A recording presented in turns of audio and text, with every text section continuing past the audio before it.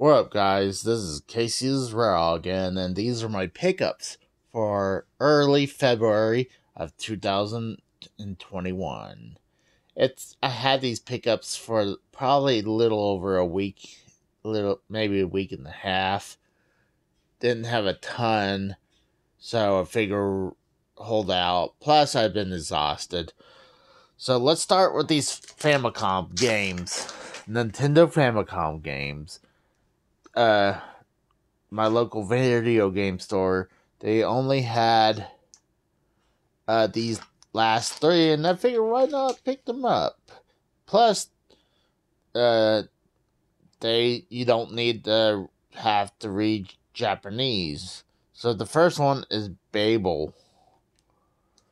I have no idea. I'm gonna give it a shot because, like it says on the back, it says playable without reading Japanese. Quinty, wherever.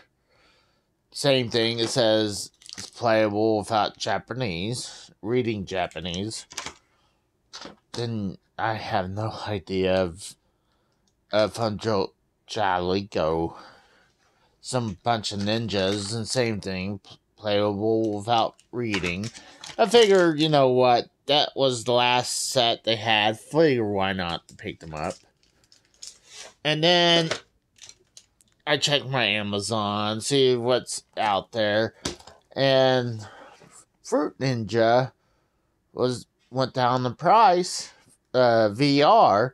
And I know this game is actually kind of fun. So I've been wanting to get this for a while.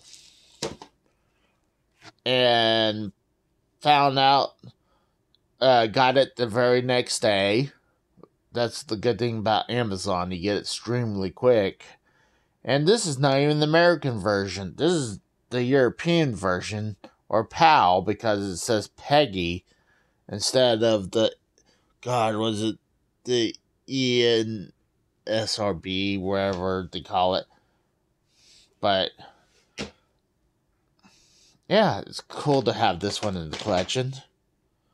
And then I had some continue with my Famicom disc games that I've been crazy about.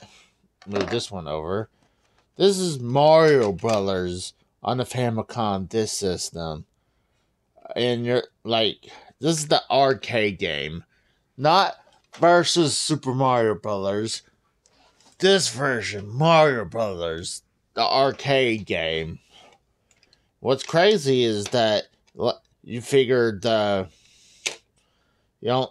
it shouldn't need to hold too much memory. You could probably have another game on the one side, but no, you load this up and it has you switch over to side B, and that's the game. But what's cool on side A, the loading, the opening screen actually had several different screens. I was like, okay, this is weird. Then I restarted again for some reason, and I noticed the loading screen was completely different. And then I did it again, something different, and then again, something different. It was up till after the fourth time when it finally looped. I played this one. This is kind of like a Japanese version of chess. It looks like you use Mahjong pieces as chess pieces. It was alright, not great. What's funny on this one, you put it in side A, then it says put side B in, and then for some reason it's like, oh, put side A back in. It's like, okay, that's weird. Then I picked up Galaxian. And on the other side is Donkey Kong Jr. You can easily see that one said Galaxian. See if I can do this one-handed. That says Donkey Kong Jr. You can see Jr., but Donkey Kong. And this one actually has the shutter. And usually these versions are the competition disc. But I assume you can still rewrite them.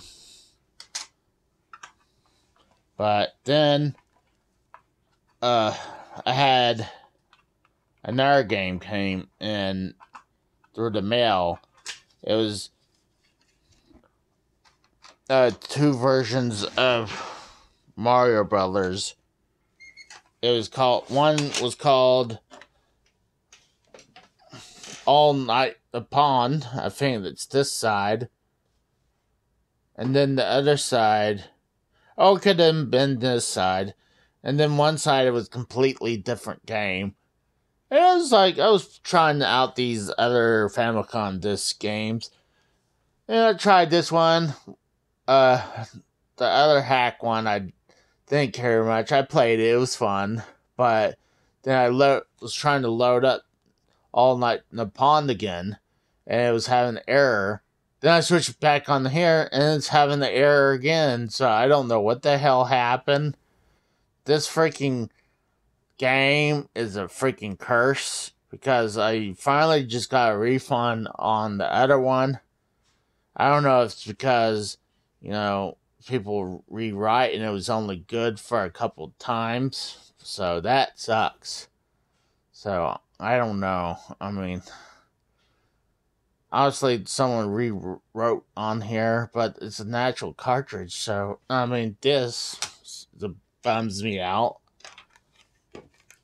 And I bought this one, and I thought this was actually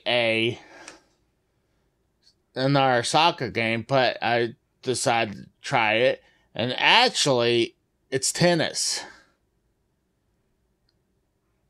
Or at least it was, it said, when I put the play as exhibition, and it was tennis. Not soccer. So it's interesting. I think the video game store forgot to put that as, different game, but it's whatever. I mean, and then I picked up the PC Engine Core Graphics. This is the Japanese version of the TurboGrafx that we got in America. And I picked up, this was $150. And then after that, I picked up several games, the cheapest games they had. This is a soccer game for $10. Let's see, Hudson. And Hudson Soft did a deal with NEC because they did Hudson licensed out their cards to NEC. So I think they did a partnership. And this one kind of looks like a off-road kind of game. This one says second bout. And then, honestly, there's baseball right there. So I figure, I'll pick up these. I've been eyeing some of these PC Engine games. They've been getting some PC Engine games at the local game store. And actually, I was weighing between this or another thing to pick up as a early birthday present from my mom. And I was like, she paid for this, but I paid all for the games, so I thanked her a lot. I mean, I was thinking about get the PC Engine or get the gold Famicom Punch-Out cart.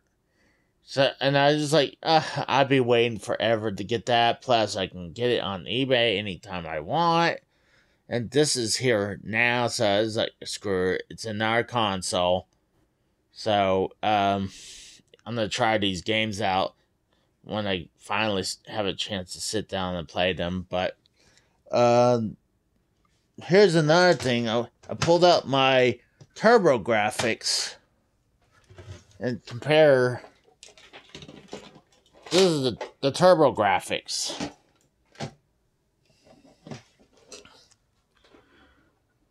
And you're like, why is it so much bigger? Well,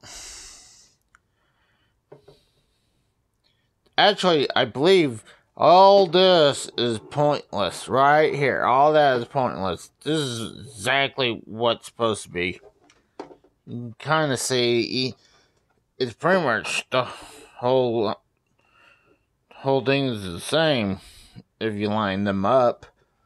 But I believe they just it's supposed to look bigger in America. In Japanese, they like having their console a lot smaller. So they're like how NES, we got it look like a VCR. You gotta make it look bigger. So thanks for watching, guys. Bye.